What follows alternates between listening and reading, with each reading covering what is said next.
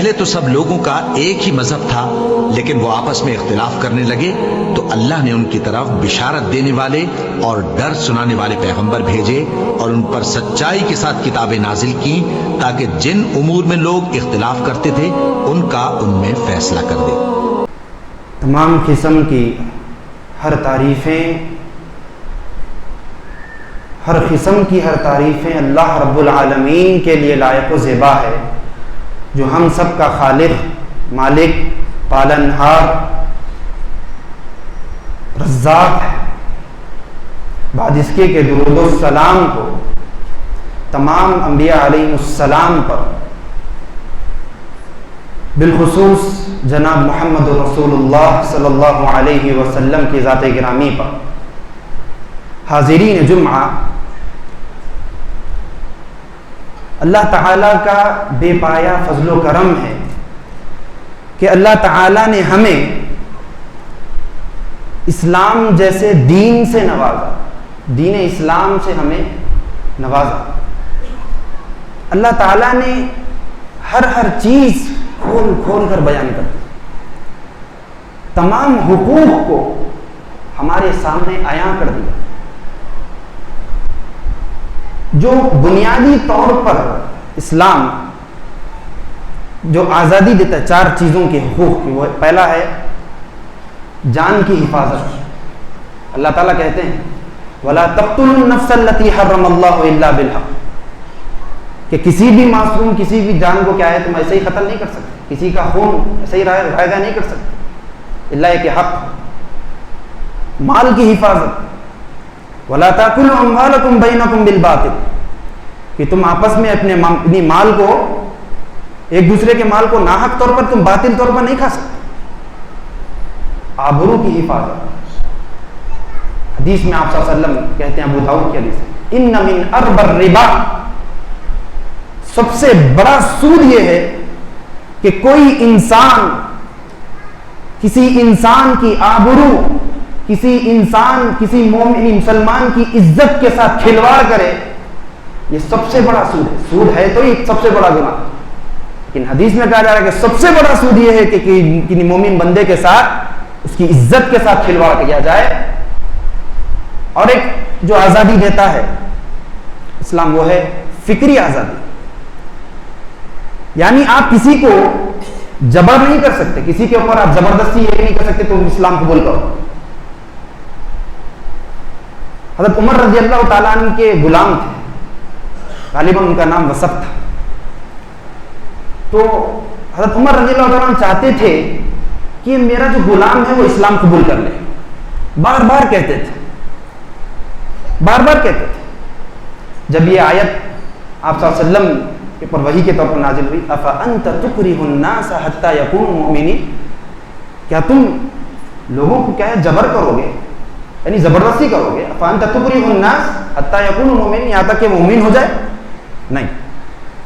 تو یہ اختیار دیا ہے، فکری آزادی، چاہے تو وہ اسلام قبول کرے، چاہے تو وہ جو بھی کرے، اسلام انسان کے اختیار میں ہے۔ اب جو حقوق کی بات آتی ہے، سب سے پہلے بات کرتے ہیں غیر مسلمین کے حقوق۔ قرآن مجید کیا کہتا ہے اس سلسلے میں؟ سورہ ممتحنہ میں اللہ تعالیٰ کہتے ہیں لا ينهاكم الله عن الذين لم يقاتلوكم في الدين، کہ اللہ تعالیٰ تمہیں اس بات سے نہیں روکتا کہ تم وہ کافر جو دین کے معاملے میں تم سے جھگڑتے لڑتے نہیں، اور نہ ہی تمہیں ملک سے نکالنے کی کوشش کرتے ہیں۔ اللہ تعالیٰ حکم دے رہے ہیں ان تبروہم وتقسطوا الیہم، کہ تم ان کے ساتھ اچھا سلوک کرو اور انصاف کا معاملہ کرو۔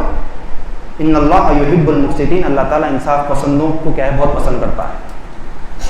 یہ غیر مسلمین کے حقوق کے سلسلے۔ ابو امامہ رضی اللہ تعالیٰ عنہ راوی حدیث ہے، بیہقی کی روایت ہے، حبشہ سے ایک عیسائی وفد آیا تھا، تو آپ صلی اللہ علیہ وسلم وہ عیسائی وفد کو دیکھ کر کھڑے ہو گئے۔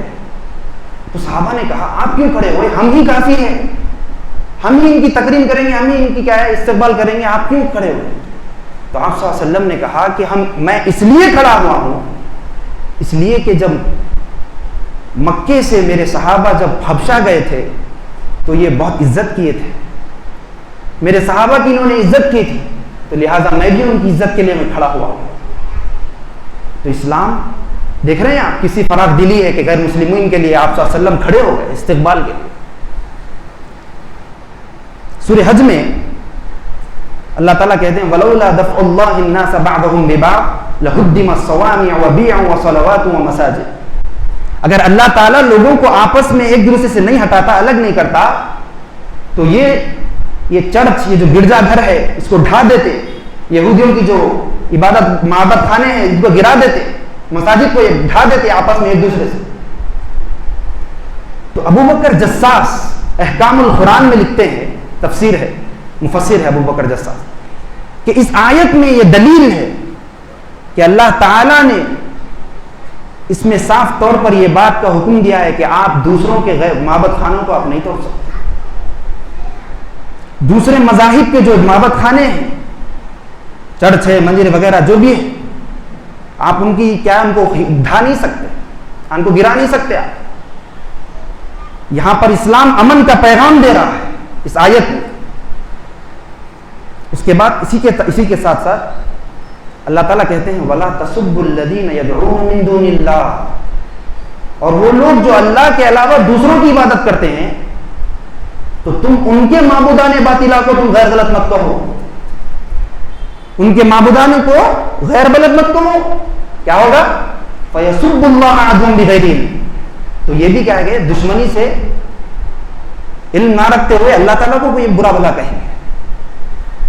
تو اسلام کس طریقے کی تعلیمات دے رہا ہے دیکھیں۔ غیر مسلمین کے حقوق میں سے یہ بھی ہے کہ آپ ان کے معبودان باطلہ کو غیر غلط نہیں بول سکتے۔ عہد نبوی میں یہ فراخ دلی دیکھیے کہ نجران سے ایک وفد آیا تھا، یہ بھی عیسائی وفد تھا، تو آپ صلی اللہ علیہ وسلم نے مسجد نبوی میں ان عیسائیوں کو ٹھہرا دیا۔ دیکھیے آپ کہ کس طریقے سے آپ صلی اللہ علیہ وسلم نے ان عیسائی وفد کو ولی رکنے کے لیے، آرام کرنے کے لیے مسجد نبوی میں ٹھہرا دیا، اور یہاں تک یہ بھی کہا کہ تم اپنی عبادت بھی کر سکتے ہو، یہاں تک کہ کوئی شرک کا مظہر نہ ہو۔ تو لہذا اسلام دوسرے مذاہب کے ساتھ یہ پیغام دیتا ہے امن و امان کا، اخلاق کا، بہترین کردار کا، کہ آج نہ جانے کیسے کیسے اسلام کو بدنام کیا جاتا ہے۔ اللہ المستعان۔ اب بات کرتے ہیں عام انسانوں کے حقوق کے۔ عام انسان سب تمام لوگ شمار ہوں گے اس میں۔ حدیث میں آپ صلی اللہ علیہ وسلم کہتے ہیں الراحمون یرحمہم الرحمن، رحم کرنے والوں پر اللہ تعالی رحمان رحم کرتا ہے۔ ارحموا من فی الارض یرحمکم من فی السماء، زمین میں جو ہے زمین والوں پر تم رحم کرو، آسمان والا تم پر رحم کرے گا۔ ترمذی کی صحیح روایت ہے۔ تو یہاں پر کوئی خاص مخصوص نہیں بات کہی کہ مسلمانوں پر رحم کرو یا پھر ان پر نہ کرو، زمین والوں پر رحم کرو، آسمان والا تم پر رحم کرے گا۔ اچھا، حقوق کی بات اگر آئے تو دیکھیے صحیح مسلم کی روایت ہے لَتُؤَدُّنَّ الْحُقُوقِ إِلَىٰ أَهْلِهَا يَوْمَ الْقِيَامَةِ، قیامت کے دن تم اپنے اپنے حقوق کو ادا کرنے والے ہو۔ کیا کہا جائے گا؟ حَتَّى يُقَادَ لِلشَّاةِ الْجَلْحَةِ مِنَ الشَّاةِ الْقَرْنَاءِ، یہاں تک کہ جو جانور بے سنگ تھا دنیا میں تو اللہ تعالیٰ کل قیامت کے دن اسے سنگ عطا کرے گا اور اس کا بدلہ عطا کریں گے جو سنگ اسے مارا تھا دوسرے جانور۔ تو یہ حقوق کے معاملے میں اسلام یہ تعلیم دیتا ہے۔ نہ جانے ہم کیسے کیسے حقوق آج ہڑپ لیتے ہیں۔ کمزور اور معذور لوگوں کے سلسلے میں اسلام کیا حکم دیتا ہے؟ ابو داؤد کی روایت ہے، آپ صلی اللہ علیہ وسلم ارشاد فرما رہے ہیں ابغونی فی الضعفاء، تم مجھے کمزور، لاچار اور معذور لوگوں میں مجھے تلاش کرو. آپ صلی اللہ علیہ وسلم کہہ رہے ہیں کہ تم مجھے کمزور، معذور، لاچار لوگوں میں مجھے تلاش کرو. کس لیے؟ فَإِنَّمَا تُنْصَرُونَ وَتُرْزَقُونَ بِضُعَفَائِكُمْ، اس لیے کہ تمہیں جو روزی دی جا رہی ہے اور تمہاری جو مدد کی جا رہی ہے، یہ تمہارے کمزوروں کی وجہ سے تمہاری مدد کی جا رہی ہے اور تمہیں روزی دی جا رہی ہے. تو معذور لوگوں کے سلسلے میں اسلام کیسے حقوق بیان کر رہا ہے دیکھیے. اس کے بعد مزدور جو آپ کے ماتحت کام کرتا ہے، آپ کسی دکان کے یا کسی بڑے ملگی کے یا پھر جو بھی اونر ہو، مالک ہوا، اسلام کیا حکم دے رہا ہے دیکھیے. عبداللہ بن عمر رضی اللہ عنہما کی یعنی حدیث ہے، فرماتے ہیں کہ آپ صلی اللہ علیہ وسلم نے ارشاد فرمایا اعطوا الاجیر اجره حتى يجف قبل ان يجف ارقه، کہ مزدور کو اس کی مزدوری ادا کر دو قبل اس کے کہ اس کا پسینہ سوکھ جائے، قبل اس کے کہ اس کا پسینہ سوکھ جائے. دوسری روایت میں تو یہ کہا، صحیح بخاری کی روایت ہے، بڑی تعجب کی بات ہے کہ 3 لوگ کے سلسلے میں آپ یعنی اللہ تعالیٰ کہہ رہے ہیں کہ میں قیامت کے دن ایسے لوگوں سے میں بات کروں گا. خاصمون کے معنی کیا ہے معلوم؟ جھگڑنا. کوئی حق آپ سے چھین لے تو جھگڑنا، اس کو بولتے خاصمون. اللہ تعالیٰ یہ لفظ استعمال کر رہے ہیں، انا خاصمہم یوم القیامہ، کہ میں ان 3 لوگوں سے میں بات کروں گا، میں جھگڑوں گا ان سے قیامت کے دن. وہ ایک شخص کون ہے اس میں سے؟ رجل استأجر اجیرا فاستوفى منه ولم يؤت اجره، ایک ایسا آدمی جس نے کیا ہے مزدوری ادا کر دی، آپ کے ماتحت اس نے کام مکمل کر لیا جو آپ نے اس کے مزدوری پر رکھی تھی، اور اس نے مزدوری مکمل کر لی، اور آپ اب تک اسے اس کی مزدوری نہیں دی. تو اللہ کہہ رہا ہے کہ میں ایسے لوگوں سے بات کروں گا. یہ اسلام انسانی حقوق کے سلسلے میں یہ بات کہتا ہے. آج ہمارے پاس کس طریقے سے تلفیاں ہوتی ہیں بتائیے. 2 ہفتے 3 ہفتے، 1 مہینہ، 2 3 مہینے، 4 مہینے کے، 5 مہینے بیچارہ مزدور آ کر کام کرتا ہے، گھر میں پیسے کو پیسہ نہیں ہوتا، کھانے کو کھانا نہیں ہوتا، اور آپ کھیس جو ستاتے ہیں، تکلیفوں میں تکلیف دیتے ہیں اسے. کبھی جا کر اس کے گھر کے حالات دیکھیے. آپ مزدوری لے رہے ہیں اسے، آپ اسے کام کرا رہے ہیں، لیکن اس کے حالات کبھی پوچھے نہیں. آپ عیش میں ہیں، آپ مست ہیں، آپ کو اپنی زندگی سکون ہے. کبھی ان غریب لوگوں کے گھرانوں میں جا کر دیکھیے کہ کس طریقے سے ان کے چولہے ہانڈیاں پک رہے ہیں، کیا کھاتے ہیں وہ. ایک مسلمان کے دوسرے مسلمان پر کیا حقوق ہے، آئیے وہ دیکھتے ہیں. ابن عمر رضی اللہ تعالیٰ عنہما راوی حدیث ہے، فرماتے ہیں کہ آپ صلی اللہ علیہ وسلم نے ارشاد فرمایا المسلم اخو المسلم، ایک مسلمان دوسرے مسلمان کا بھائی ہے. لا یظلمہ ولا یسلمہ، کہ آپس میں ایک دوسرے پر ظلم نہ کرو، اور نہ ہی کیا ہے اسے ظلم کے حوالے کرو. آپ ایک دوسرے پر ظلم نہیں کرنا. ومن کان فی حاجت اخیہ کان اللہ فی حاجتہ، اور جو کوئی بندہ اپنے مومن بھائی کی پریشانیوں میں، اس کی حاجت میں ساتھ آتا ہے، اس کی مدد کرتا ہے، تو اللہ تعالیٰ کہہ رہا ہے کہ اللہ تعالیٰ اس کے ساتھ ہوتا ہے، اللہ تعالیٰ اس کے پریشانیوں کو دور کرتا ہے.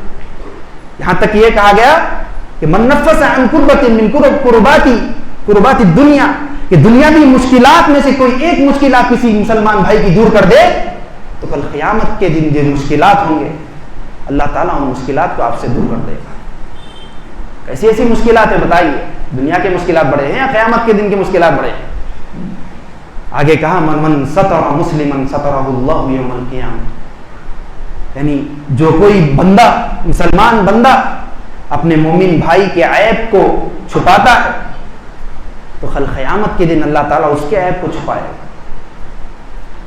آج معاشرے میں اگر کسی اپنے مومن بھائی یا مسلمان بھائی کی کوئی عیب معلوم ہو جائے، کوئی عیب کا ہمیں علم ہو جائے، اسے اچھالنا، لوگوں میں بیان کرنا، اسے ذلیل کرنا، اس کی عزت کے ساتھ کھلواڑ کرنا، یاد رکھیے آپ یہاں پر بچ جا سکتے ہیں، لیکن کل قیامت کے دن منتظر ہے اللہ تعالیٰ حساب و کتاب کے لیے، اور ہمیں بھی وہاں پر پہنچنا ہے اللہ کی بارگاہ میں۔ تو لہٰذا اگر آپ عیب پوشی یہاں کریں گے تو کل معلوم ہے آپ کو کل قیامت کے دن کیا ہے؟ اللہ کے ایک ناموں میں سے ستیر بھی ہے، اللہ کے ایک اسماء میں سے ستیر بھی ہے، یعنی پردہ کرنے والا۔ اگر آپ دنیا میں اپنے مومن بھائیوں کے عیبوں کو چھپائیں گے تو کل قیامت کے دن آپ کے گناہ ہوں گے تو اللہ تعالیٰ ایسے بندے کو بلائے گا، ہوں گے اس کے اعمال میں گناہ، تو اللہ تعالیٰ بندہ پریشان ہو جائے گا کہ میرے کیسے گناہ معاف ہو گیا اور میں کیسے جنت میں چلے۔ اے میرے بندے، تو دنیا میرے مومن بندے کے عیبوں کو چھپایا کرتا تھا، آج میں تیرے عیبوں پر پردہ پوشی کرتا ہوں تو جنت میں داخل کر دوں، آج میں تیرے عیبوں پر پردہ پوشی کرتا ہوں اور تجھے جنت میں داخل کر دوں۔ احب الاعمال الی اللہ، اللہ کے نزدیک سب سے پسندیدہ اعمال میں سے ایک چیز ہے سرور تدخلہ علی المسلم، کہ وہ مسکراہٹ آپ کسی مومن بھائی کے چہرے پر اس کی پریشانی کو، اس کی تکلیف کو دور کر کر جب اس کے چہرے پر وہ مسکراہٹ آتی ہے، راحت کی وہ مسکراہٹ جب لیتا ہے چہرے پر، یہ سب سے پسندیدہ عمل ہے اللہ کے پاس۔ پریشان ہے، مشکل میں پڑے ہوا ہے بندہ، اور اس کے جا کر اس کی پریشانی کو آپ دور کر رہے ہیں اور وہ اللہ کا شکر کرتے ہوئے اپنے چہرے پر مسکان لایا، واللہ اللہ تعالیٰ کو ایسا عمل بہت پسند ہے، بہت پسند ہے ایسا عمل اللہ تعالیٰ۔ سرور تدخلہ علی المسلم او تکشف عنہ کربۃ، یا پھر کوئی پریشانی کو آپ نے اس سے دور کر دیا، او تقضی دینا، یا پھر آپ نے کوئی مومن بندہ ہے جو قرضوں میں ڈوبا ہوا ہے تو آپ اس کے علم رکھتے ہوئے اس کے قرضے کو معاف کر دیے، اس کے قرضے کو معاف کر دیے، یا پھر آپ نے اسے قرضے کو ادا کیا جا کر۔ صحیح الجامع کی روایت ہے، اور ساتھ میں آخر میں یہ کہا او تطرد عنہ جوعا، یا پھر اپنے مومن بھائی کی بھوک کو آپ نے مٹایا، کوئی بیچارہ بھوکا تھا یا پھر کوئی مجبور بھکاری کچھ غریب تھا بھوکا تھا اور اس کے بھوک یعنی آپ اس نے اس کے بھوک کو دور کیا، تو اللہ تعالی کے نزدیک سب سے پسندیدہ اعمال میں سے۔ اس کے بعد من کان له مظلمة لأخیہ، غور سے سنیے حدیث، صحیح بخاری کی حدیث ہے، من کان له مظلمة لأخیہ فی عرضہ او شیء فلیتحلل منہ قبل یوم القیامہ،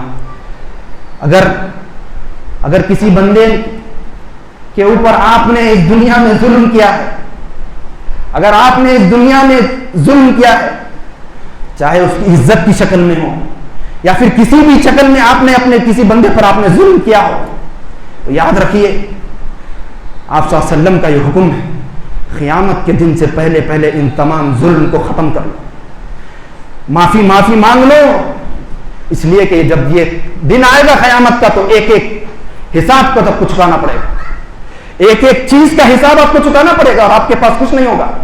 دنیا میں آپ کے پاس طاقت ہے، دنیا کے آپ کے پاس مال ہے، دولت ہے، میرے پاس وہ ہے، لیکن آپ کے پاس وہاں پر کچھ کام آنے والا نہیں ہے۔ دنیا میں آپ نے کسی کے اوپر ظلم ڈھائے ہیں تو آپ قیامت کے دن سے آنے سے پہلے پہلے اپنے یہ تمام مسائل کو حل کر لو، ورنہ کل بہت بڑی مار پڑنے والی ہے اللہ کے پاس۔ دو آدمیوں کو آپ صلی اللہ علیہ وسلم کے پاس، یعنی دو آدمی آتے ہیں آپ صلی اللہ علیہ وسلم کے پاس زمین کا قضیہ لے کر، صحیح بخاری اور مسلم کی روایت ہے، زمین کے بارے میں، زمین کے سلسلے میں جھگڑے لے کر آتے ہیں، تو آپ صلی اللہ علیہ وسلم کہتے ہیں، غور سے سنیے، انما انا بشر، میں تو ایک انسان ہوں، میں تو ایک انسان ہوں، وانکم تختصمون الی، اور تم میرے پاس جھگڑا لے کر آئے ہو، ولعل بعضکم ان یکون الحن ببعض بحجتہ، ہو سکتا ہے کہ تم دونوں میں سے کوئی ایک اپنی چرب زبانی کی وجہ سے یا پھر کوئی زیادہ دلیل پیش کر کر مجھ سے وہ تمہارا حق چھین لے، اپنے بھائی کا حق چھین لے اپنی چرب زبانی کے ذریعے۔ لیکن یاد رکھیے آپ صلی اللہ علیہ وسلم کا یہ جملہ سنیے کیا کہا، فَإِنَّمَا أَخْطَأُ لَهُ قِطْعَةً مِّنَ النَّارِ، کہا کہ اگر میں تمہیں تمہارے دونوں میں سے کسی کے حق میں اگر فیصلہ کروں اور وہ تمہارا حق نہیں ہے تو یاد رکھیے، یاد رکھو میں تمہیں جہنم کا ایک ٹکڑا تمہارے حق میں فیصلہ کر رہا ہوں، تمہارے حق میں میں ایک جہنم کا ٹکڑا فیصلہ کر رہا ہوں۔ دونوں آپس میں رونے لگے اور کہنے لگے لے لو، میرا نہیں، یہ میرا نہیں، میرا نہیں ہے، لے لو۔ آپس میں دوسرے سے بھیجنے، میرا نہیں ہے۔ زمین کا ٹکڑا، قطع کے معنی کیا؟ زمین کا چھوٹا سا ٹکڑا۔ نبی کریم صلی اللہ علیہ وسلم کے آخری ایام چل رہے ہیں، آپ صلی اللہ علیہ وسلم ممبر پہ ٹھہرے ہوئے، مخاطب ہیں، کہہ رہے ہیں کہ ایم امرئ انما انا بشر فایم امرئ مسلم سببته او لعنته او جلدته۔ اے اللہ، میں ایک انسان ہوں، میں نے، آپ صلی اللہ علیہ وسلم ایک بڑی ہستی ہے، بڑے نیک انسان، آپ سے کوئی غلطی تو نہیں ہو سکتی، لیکن آپ کیا کہہ رہے ہیں سنیے۔ اگر میری جانب سے اگر نہ جانے انجانے میں مجھ سے کسی کے میں نے کیا برا بھلا کہہ دیا ہو، یا پھر میں نے کسی پر کوڑے لگا دیے وغیرہ وغیرہ، یا اللہ اس کے لیے تو رحمت کا ذریعہ بنا دے، قیامت کے دن یہ اس کے لیے رحمت کا ذریعہ بنا دے۔ آپ صلی اللہ علیہ وسلم ممبر پر ٹھہر کر کہہ رہے ہیں۔ اس کے بعد جو حقوق میں جو اہم چیز آتی ہے وہ ہے ماں باپ کا حق۔ صحابی رسول ابو امامہ رضی اللہ تعالیٰ عنہ راوی حدیث کہتے ہیں کہ ما حق الوالدین علی ولدہما، آپ صلی اللہ علیہ وسلم سے کہتے ہیں کہ والدین کے اوپر یعنی بچے کا کیا، ما حق الوالدین علی ولدہما، بچوں کا کیا حق ہے اپنے والدین۔ تو آپ صلی اللہ علیہ وسلم نے کہا ہما جنتک و نارک، کہ وہ تمہاری جنت بھی ہے اور تمہاری دوزخ بھی ہے، تمہاری جہنم بھی ہے۔ اگر ہم اپنے والدین کے ساتھ نیک سلوک کریں گے، اچھا برتاؤ کریں گے، تو یہ ہمارے لیے جنت کا باعث بنے، اور اگر ہم بدسلوکی کریں گے، ہمارے والدین کے ساتھ ناانصافی کریں گے، برائی کا سلوک کریں گے، تو یاد رکھیے کہا کہ ہما جنتک و نارک، تمہاری جہنم بھی ہے۔ دوسری جگہ کہا رضا الرب فی رضا الوالدین، والدین کی خوشنودی میں اللہ کی خوشنودی ہے، وسخط الرب فی سخط الوالدین، اور اللہ والدین کی ناراضگی میں اللہ کی ناراضگی ہے۔ معلوم ہے والدین کیسا تمہیں پالا ہے، پوسا ہے، آج تم بڑے کرتے ہو۔ سورہ احقاف کی آیت اٹھائیے، وصینا الانسان بوالدیہ احسانا، ہم نے تمام لوگوں کو والدین کے ساتھ حسن سلوک کرنے کا حکم دیا۔ آیت پڑھنے تو رونے کے قابل، حملتہ امہ کرہا ووضعتہ کرہا، اس کی ماں نے اسے جب پیٹ میں رکھا تھا تو بڑی تکلیف سے رکھا تھا، بڑی تکلیف سے رکھا تھا اس کی ماں نے اس کے پیٹ میں، ووضعتہ کرہا، اور جانتے ہو جب وہ تمہیں جن رہی تھی تو اس وقت بھی اسے بڑی تکلیف تھی۔ میں نہیں کہہ رہا، قرآن کے الفاظ، وضعتہ کرہا، وہی نہیں اس کے بعد تمہیں جن کے چھوڑ دیا، وحملہ وفصالہ 30 شہرا، اس کے بعد تمہیں کیا ہے مسلسل دودھ پلاتی رہی، اس کے بعد تمہیں یوں چھوڑ دیا، تمہیں اپنے ہاتھوں سے کھانا کھلایا، تم نے اپنے ہاتھوں سے کھانا کھلایا پلایا، تمہیں بڑا کیا، تمہیں چلنا نہیں آتا تھا، بستر کچا ہوتا تو بستر پر سو جاتی اور تمہیں یہاں سوکے پہ سلاتی، اور آج تمہارے پاس کچھ مال آ گیا، آج تمہارے پاس کچھ رسوخ آ گیا، طاقت آ گئی، اور اپنے والدین کے سامنے تم اکڑتے ہو، اس بات کا غرور ہے۔ ارے ہم کوئی کھیت کی مولی نہیں ہمارے والدین کے ساتھ، اس بات کا غرور ہے۔ قرآن پڑھنے تو معلوم ہوگا کہ والدین کا کیا حق ہے، بیوی کے حقوق کیا ہے۔ ابن عباس رضی اللہ تعالیٰ عنہ حدیث ابن ماجہ کی روایت ہے، کہتے ہیں کہ اکمل المؤمنین ایمانا،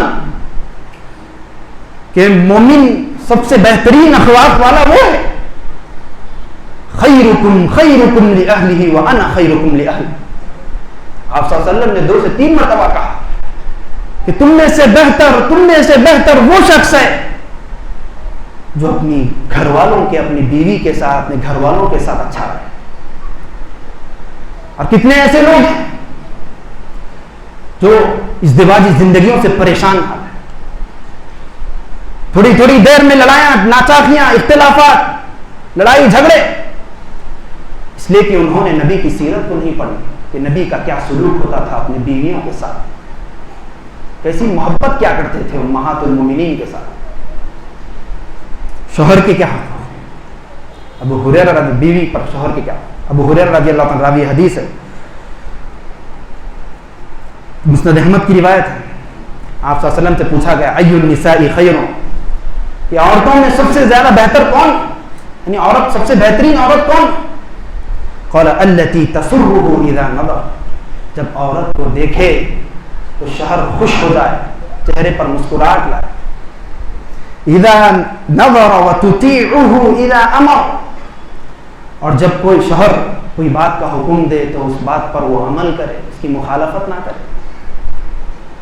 صحیح بخاری کی حدیث ہے کہ یکفرن العشیر، کہ سب سے زیادہ میں جہنم میں عورتوں کو دیکھتا ہوں وہ اس وجہ سے کہ یہ عورتیں اپنے شوہروں کی سب سے زیادہ نافرمانی کرنے یعنی ناشکری کرنے والی ہیں.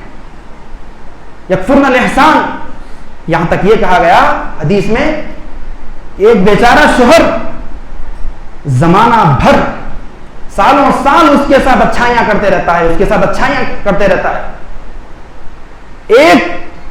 کبھی ایک معاملہ اس شوہر کے ساتھ غلط ہو جاتا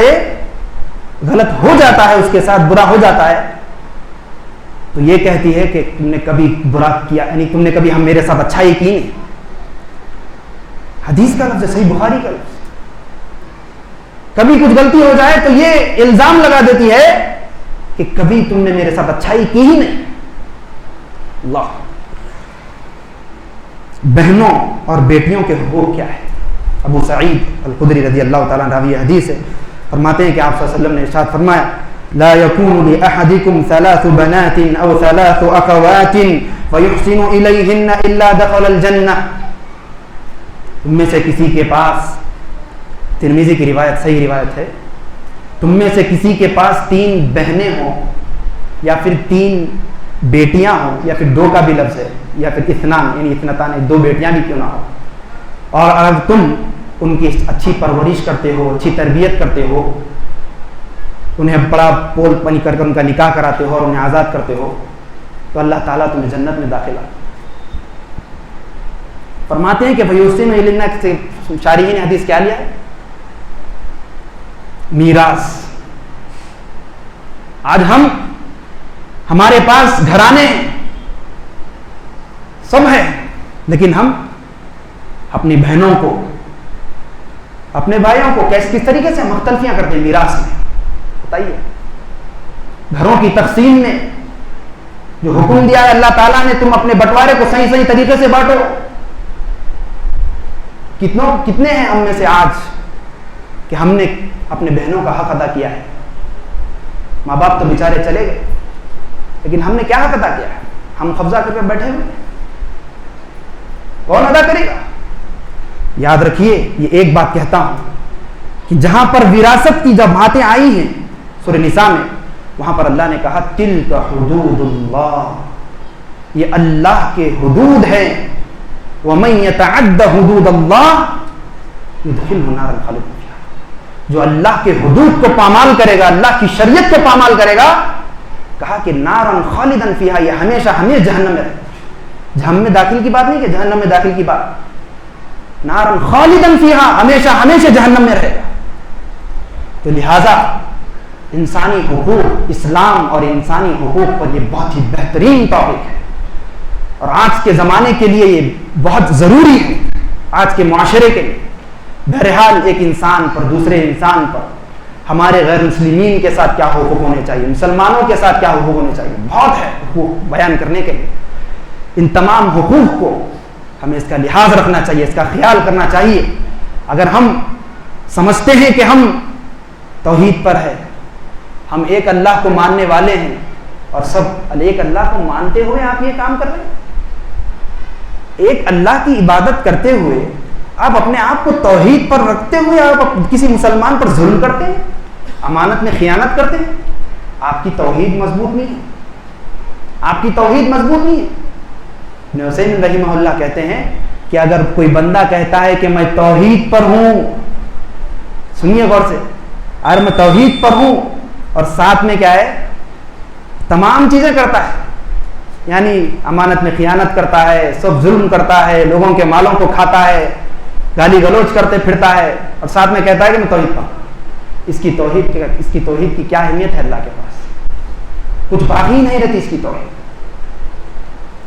تو بہرحال اللہ سے دعا ہے کہ اللہ تعالیٰ ہم تمام کو نیک عمل اور اچھی سمجھ کی توفیق نصیب فرمائے، اور اللہ سے دعا ہے کہ اللہ تعالیٰ جو بھی پریشان حال ہے، بیمار ہے، اللہ تعالیٰ تمام کے پریشانیوں کو، بیماریوں کو دور فرمائے۔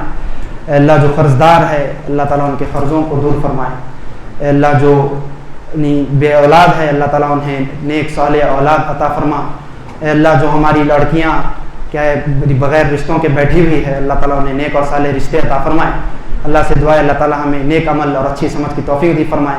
اللہ سے دعا ہے کہ اللہ تعالیٰ ہم تمام کو ہر اس عمل کی اللہ توفیق دے جس سے اللہ راضی ہو، اور ہمیں جنت الفردوس میں اعلیٰ سے اعلیٰ مقام حاصل ہو۔ آمین۔ وآخر دعوانا الحمد للہ رب العالمین۔